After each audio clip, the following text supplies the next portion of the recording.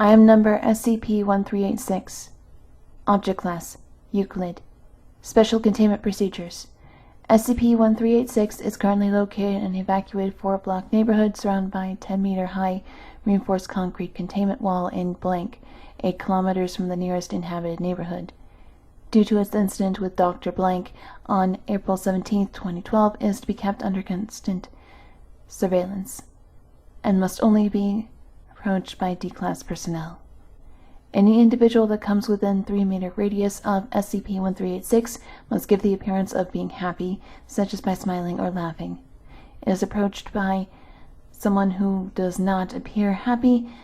The subject will feign hostility, emitting a low growl from its interior, and refuse to interact positively until the individual's demeanor changes.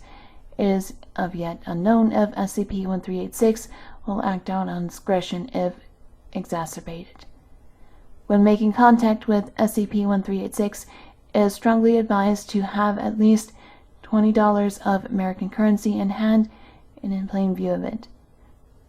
If SCP-1386 does not sense currency on the individual approaching it, a siren that has been known to cause bleeding of the inner ear will blare its undercarriage for the next 24 hours. All attempts to silence the siren have failed, and once it has begun, the subject will refuse to move from its current location until the 24-hour period has been passed.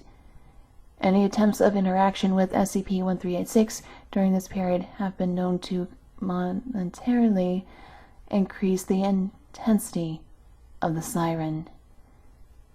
Description: SCP-1386 is a white, Good Humor brand ice cream truck, in poor condition and lacking any images or descriptions of the product it sells.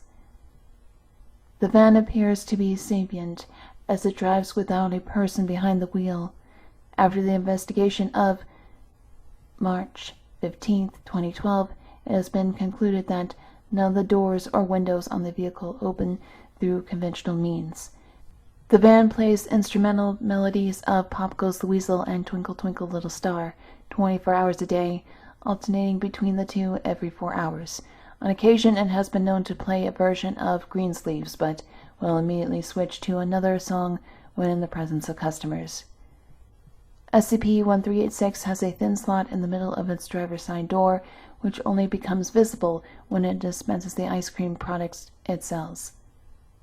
Along with the ice cream, the van slides out a small clip of receipt paper with a price written on it in what has been described as very sloppy but legible handwriting. The van receives payment through the same lot it delivers ice cream from and will drive away as soon as it is paid.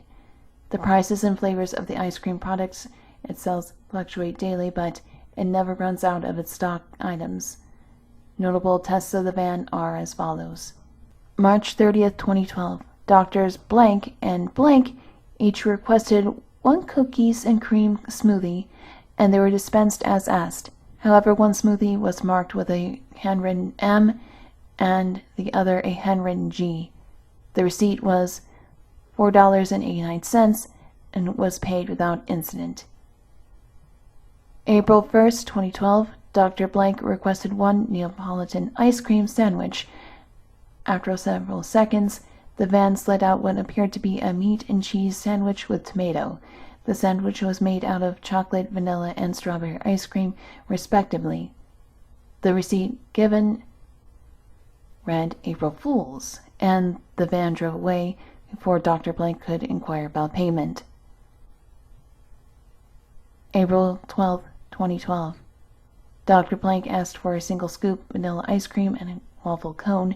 The product was dispensed as asked, with a receipt that read 72 cents and was paid without incident. April 17, 2012. Dr. Blank requested 1 peach push pop and received it along with a receipt of $16.27. Dr. Blank expressed disapproval at the price for the ice cream and refused to pay the full amount, instead paying a total of $3.75 in quarters. When Dr. Blank attempted to walk away, the van opened the slot in its door to an appropriate height of 6 feet and dragged Dr. Blank inside of it, by use of a large and rusted steel trap. The van then returned its slot to the former size and proceeded to spew out a pink substance from its slot for 5 straight minutes before then driving away with no further incident. Upon inspection of the pink substance, it was found to be consisting of blood, skin tissue, and bone fragments, whose DNA signature matched that of Dr. Blank. Due to the incident of April 17, 2012, all further attempts to interact with SCP-1386 must be through D-Class personnel. April 27, 2012. Personnel D- asked the van for a cherry popsicle, adding with nuts. The van seemed to wait several seconds, then dispensed a single cherry popsicle unwrapped with nuts embedded in the ice. The receipt given read, $2.20, you're nuts. And D- Blank was recorded as chuckling as he read the paper. The van was paid without incident. April 30th, 2012. Personnel D- Blank requested a Caesar salad flavor popsicle. After a few moments, the van dispensed a popsicle with an off-green coloration, which was noted to taste of lightly dressed lettuce with a hint of croutons. The receipt was $4.56 and was paid without incident.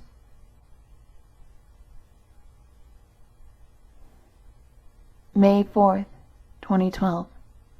Personnel D- Blank asked for a dark chocolate fudge pop and received it with a receipt of $1.38, paid for it with 2 single dollar bills. After receiving payment, the van made a sound akin to a cash register from within, was presumably the area in which the ice cream is stored, and then dispensed a small factory-wrapped package. There was no written indication of what was contained inside the package, but on the front there was a crudely drawn image of what appeared to be various coins, all of American currency.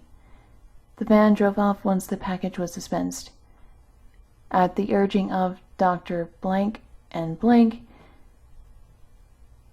D- Blank was then assigned to inspect the contents of the package. The package was found to have a total of 62 cents in American currency. When the coins were considered safe, D- Blank asked if he could keep the change. Request was denied. May 10th, 2012. Personnel D- Blank asked for an ice cream Kinder Egg, which was dispensed along with a receipt for $3.87 and was paid without incident. The Kinder Egg appeared similar to the kind popular in Europe, though made of ice cream instead of chocolate. D- Blank reported the exterior to be made of coffee ice cream and the interior of French vanilla. However, there was no toy inside as ordinary Kinder Eggs have. Instead, there was a small slip of parchment paper that read, I owe you one toy. May 16, 2012. Personnel D- Blank requested the following. In order, 1 cherry ice volley, 1 cherry ice pop, 1 cherry popsicle, and 1 cherry flavored frozen. The van made of D- Blank described as a real unnerving sound, like someone skinning a cat in reverse. For several seconds before finding out of its slot, red sticks of unwrapped ice, shattering them on the pavement. Moments later, it dispensed a large styrofoam cup full of frozen green liquid. D- Blank was noted to asking the van, "What do I owe you?" and there was no given response before the van drove off. Upon inspection of the shards of ice from the first 3 sticks, it was discovered that the frozen substance was made of 2 parts water, 1 part arsenic, and red food dye. The styrofoam cup was found to be containing a unknown substance with a melting point so high it is impossible to thaw without current technology. The substance and the cup are presently being held for further examination. May 20th, 2012. A new procedure has been tested. Personnel D- Blank, mute but able to write, requested a vanilla cone and chocolate through use of pencil and paper. The request was raised to the area where the dispensing slot usually appears. After a full minute, the van opened another slot 3 inches lower than the normal one. A thin, flesh-colored appendage slid out of the slot to retrieve the paper before retreating and closing the slot. Moments later, the normal slot opened and the ice cream was received. The receipt was 97 cents and was paid without incident. When questioned about the transaction, D. Black responded the forensic sign language. It is transcribed as follows. It was a hand, not human. 2 fingers and a thumb. It was bony like a dead body, and it smelled. It smelled dead. D. Blank refused to eat the ice cream that was received, claiming they had lost their appetite. May 30th, 2012. Following the events of May 20, 2012, personnel D. Blank is not mute, was given the order to repeat the same test, writing the request on paper and giving it to the van. The van received the paper through its secondary slot by use of another flesh-colored appendage and completed the transaction as requested. The receipt was 86 cents and was paid without incident.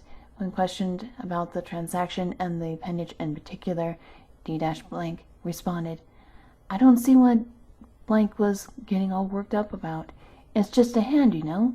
There's probably just some guy in there handing out ice cream. Sure, it's weird, but what here isn't? June 4th, 2012. Personnel D.